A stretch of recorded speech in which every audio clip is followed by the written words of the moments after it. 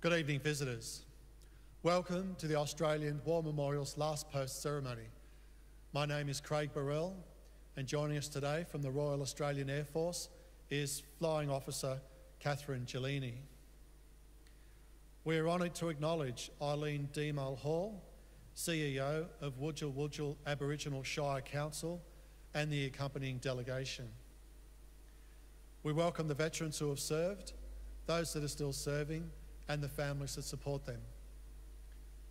We acknowledge the members of RSL and Services Clubs Association, RSL Victoria, and RSL Queensland, who are watching the broadcast of this ceremony across Australia. During this evening's ceremony, wreaths will be laid at the base of the Pool of Reflection by visitors and students on behalf of the following schools. From New South Wales, Broadmeadow Public School Botany. From South Australia, St Catherine's Primary School Stirling. And from Victoria, Trinity Grammar School Kew. Please stand and join in singing the National Anthem.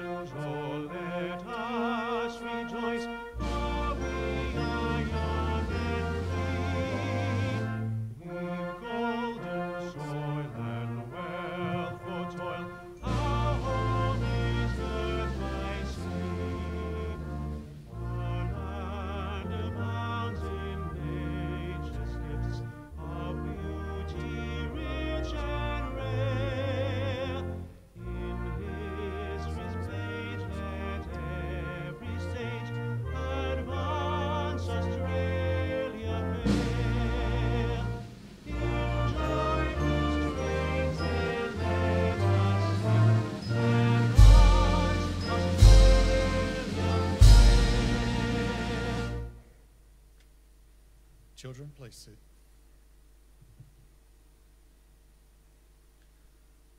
The Australian War Memorial was the vision of Charles Bean, Australia's First World War official historian.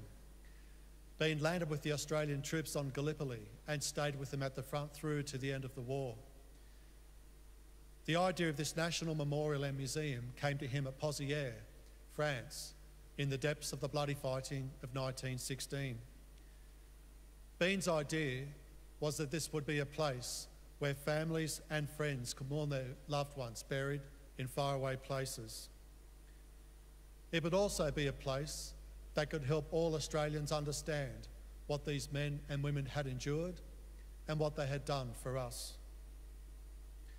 Bean's vision, to which we remain true, is best expressed as inscribed in the entrance to the memorial's galleries. Here is their spirit, in the hearts of the land they loved, and here we guard the record which they themselves made.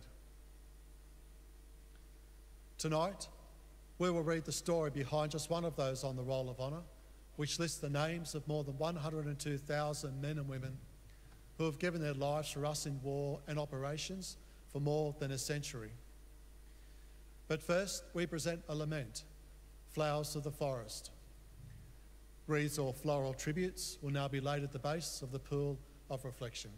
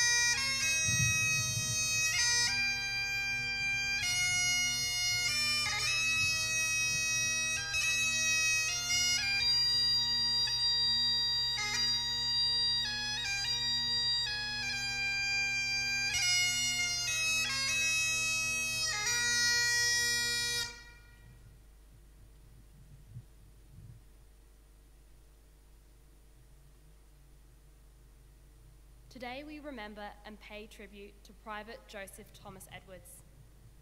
Joseph Edwards, known as Tom, was born in Broken Hill in 1895 to Joseph and Emily Edwards. By the age of 5, he was living in Coolgardie, Western Australia. He was probably educated locally and went to work as a stockman in the district.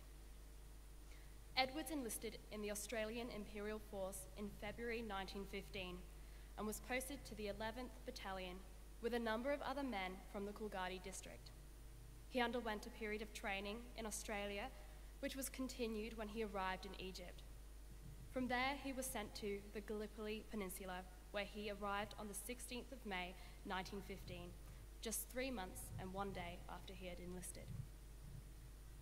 On the evening of the 31st of July 1915, the 11th Battalion prepared to conduct an attack on Turkish positions as a preliminary operation of the August offensive.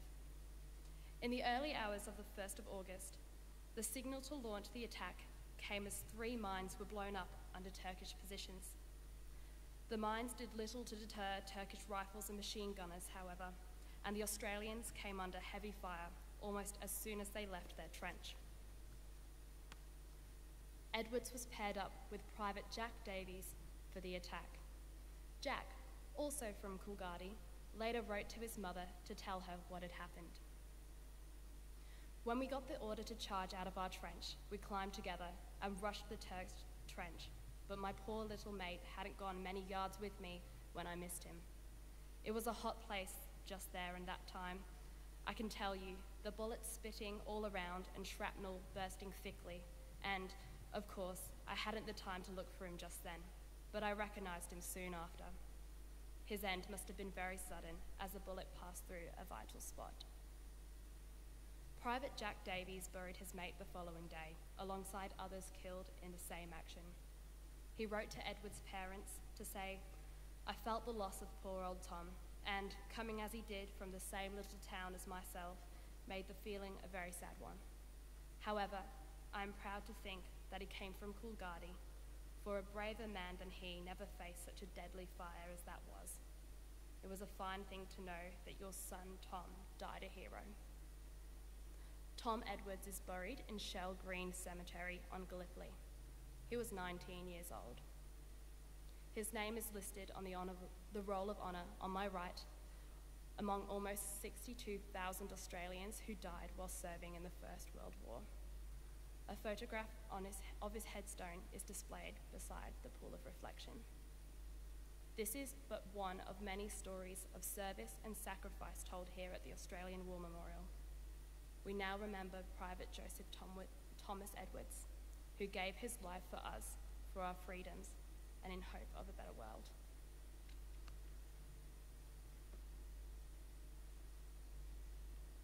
Please stand for the ode and the sounding of the last post.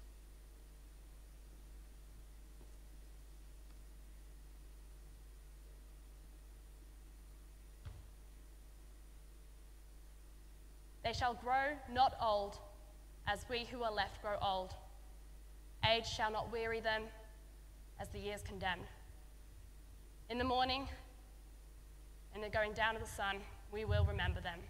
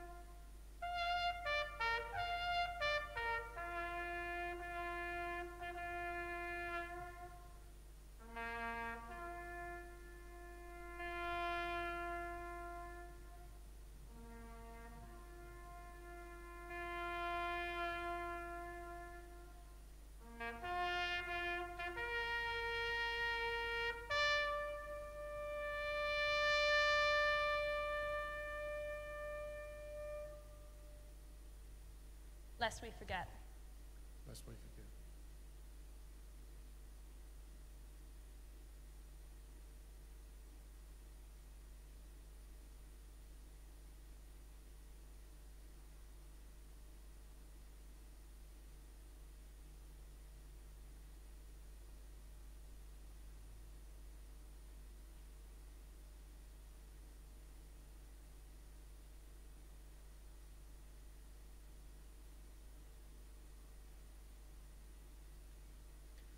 We leave you this evening with the words of the memorial's founder, Charles Bean.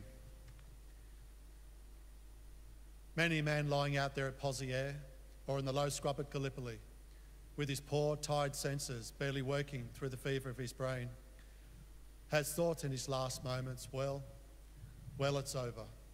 But in Australia, they will be proud of this. Ladies and gentlemen, girls and boys, that concludes the last post ceremony. Thank you for visiting the Australian War Memorial, and we wish you a very good evening.